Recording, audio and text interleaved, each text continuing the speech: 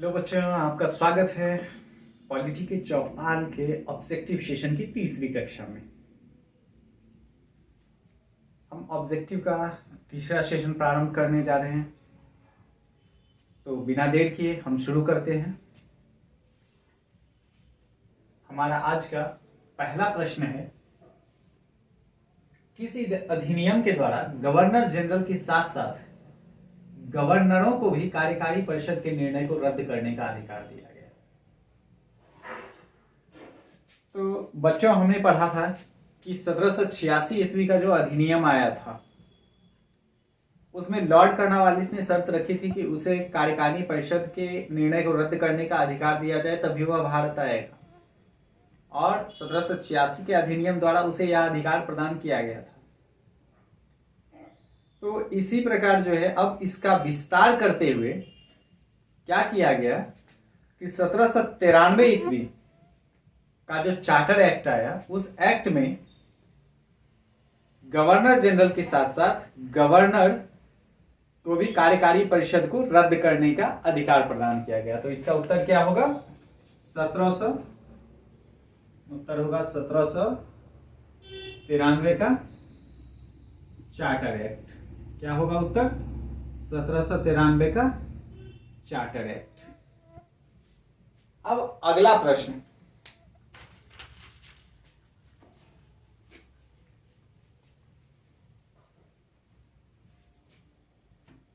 प्रश्न, है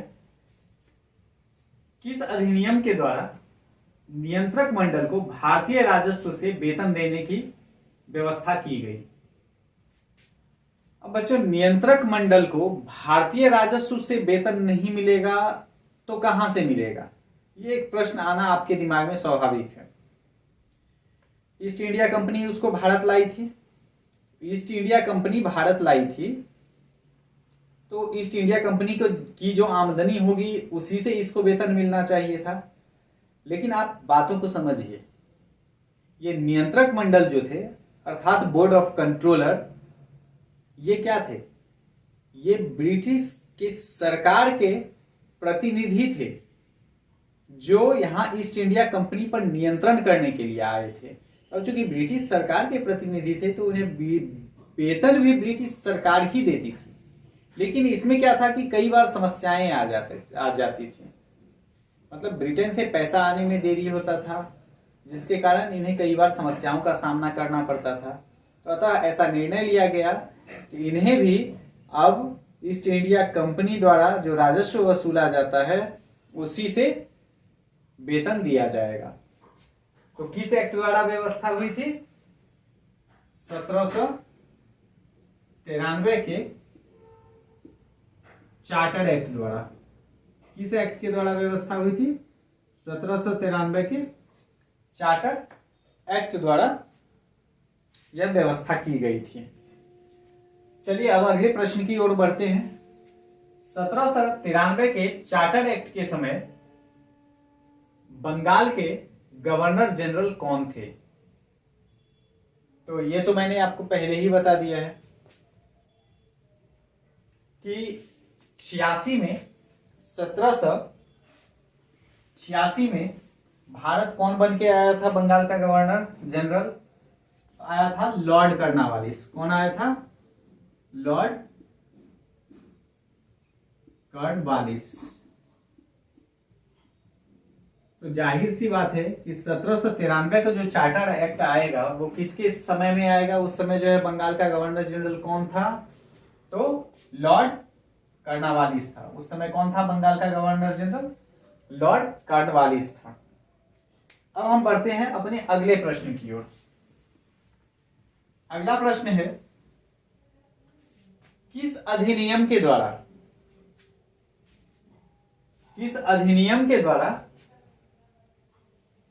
east India company के व्यापारिक एकाधिकार को समाप्त कर दिया गया? तो वो कौन सा अधिनियम था? 1813 का चार्टर एक्ट। कौन सा था? Charter act. 1813 ईस्वी के चार्टर एक्ट द्वारा क्या किया गया कि ईस्ट इंडिया कंपनी के व्यापारिक एकाधिकार को समाप्त कर दिया गया। अब पूरी तरह से समाप्त कर दिया गया या कुछ अधिकारों को बाकी रहने दिया गया? तो अगले प्रश्न के द्वारा हम इसका उत्तर जानेंगे। हमारा अगला प्रश्न है कि 1813 के चार्टर एक्ट द्वारा किन किन चीजों पर ईस्ट इंडिया कंपनी का एकाधिकार जारी रहा? तो अब इसका उत्तर होगा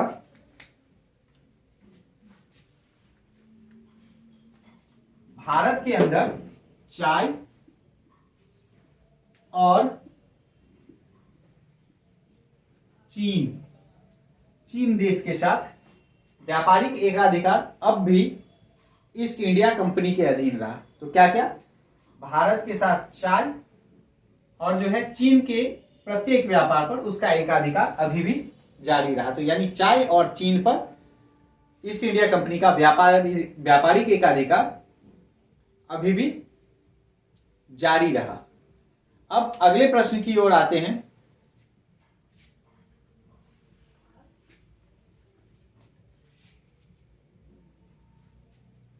किस अधिनियम के द्वारा सर्वप्रथम ईसाई मिशनरियों, पादरियों और धर्म प्रचारकों को भारत में धर्म प्रचार की अनुमति मिली?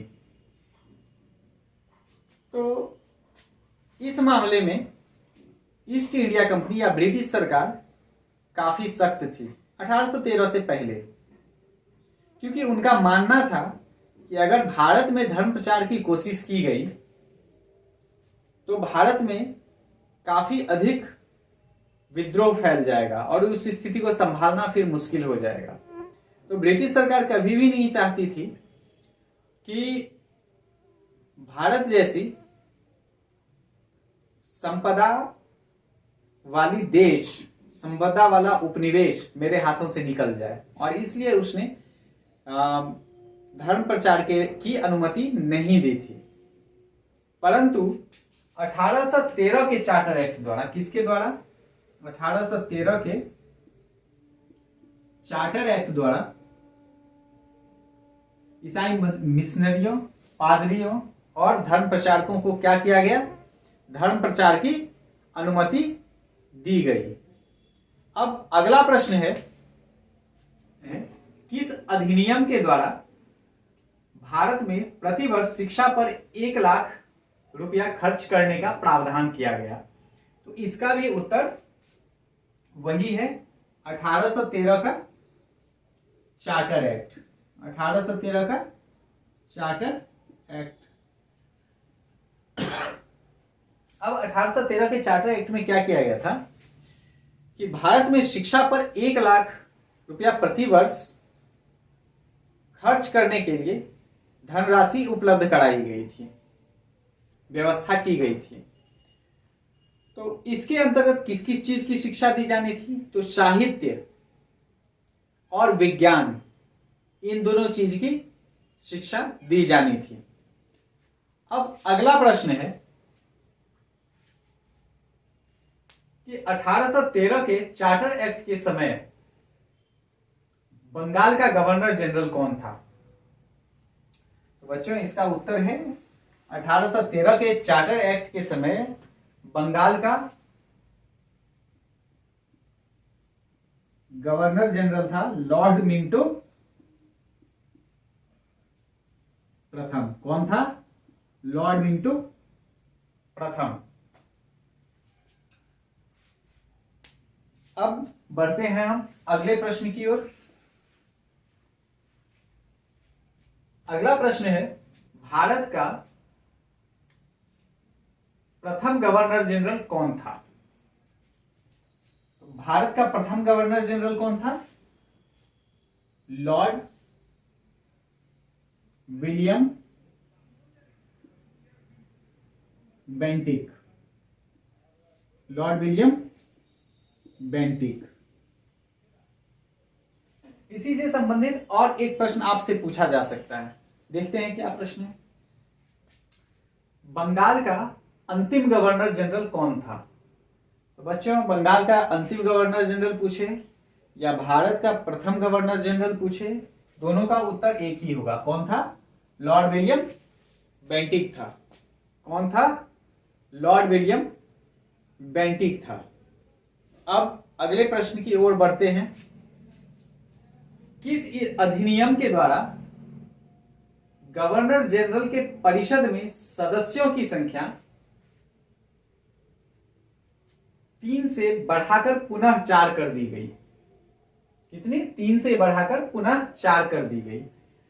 अब देखिए, हम लोगों ने पढ़ा था कि 1784 के पिट्स इंडिया एक्ट द्वारा, किसमें? 1784 के पिट्स इंडिया एक्ट में क्या किया गया था कि गवर्नर जनरल के कार्यकारी परिषद में सदस्यों की संख्या 4 थी, उसे घटाकर क्या कर दिया गया था? 1 सदस्य घटा दिया गया था और 3 कर दिया गया था। 1773 के रेगुलेटिंग एक्ट में कितनी थी परिषद में सदस्यों की संख्या? 4 थी। 84 में क्या हुआ? उसे 3 कर दिया गया। और फिर से 1833 के चार्टर एक्ट द्वारा इसमें 1 सदस्य को बढ़ा दिया गया और अब सदस्यों की संख्या कितनी हो गई? अब सदस्यों की संख्या पुनः 4 हो गई। अब हम बढ़ते हैं अगले प्रश्न की ओर।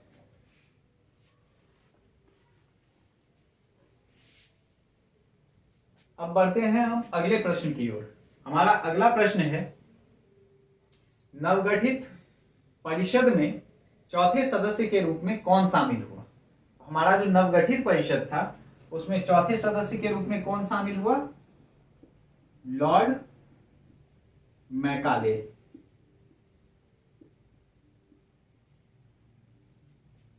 कौन शामिल हुआ? चौथे सदस्य के रूप में कौन शामिल हुआ? तो लॉर्ड मैकाले शामिल हुआ चौथे सदस्य के रूप में।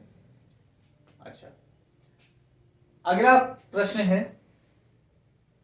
कि सिविल सेवकों के चयन के लिए खुली परीक्षा का प्रारंभ का प्रथम प्रयास कब किया गया? तो इसका उत्तर होगा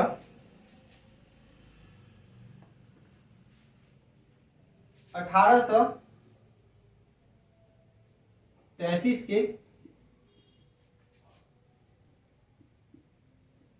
चार्टर एक्ट में। किसमें?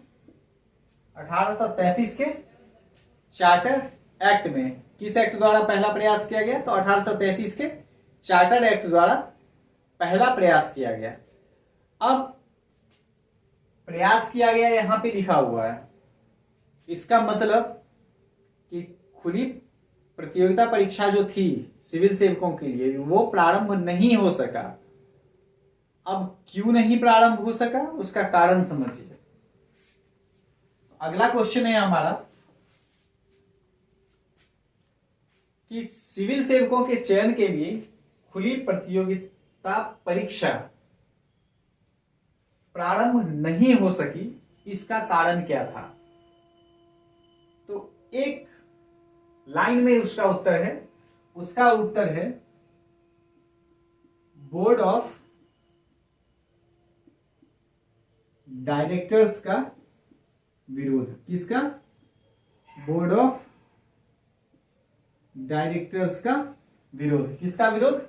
बोर्ड ऑफ डायरेक्टर्स का विरोध। बोर्ड ऑफ डायरेक्टर्स के विरोध के कारण यह खुली प्रतियोगिता परीक्षा प्रारंभ नहीं हो सकी। अब एक इंपॉर्टेंट फैक्ट आप लोग को बता देता हूं कि 1833 से पहले जो भी एक्ट आए उन्हें नियामक अधिनियम कहा गया। और नियामक अधिनियम कौन सा था? 1773 का रेगुलेटिंग एक्ट, वही नियामक अधिनियम था। तो 1833 से पहले जो भी अधिनियम आए उन्हें नियामक अधिनियम के अंतर्गत ही रखा जाता है, क्योंकि कम या ज्यादा वह उसके सुधार से संबंधित। ठीक है बच्चों, मिलते हैं हम अब ऑब्जेक्टिव के अगले सेशन में।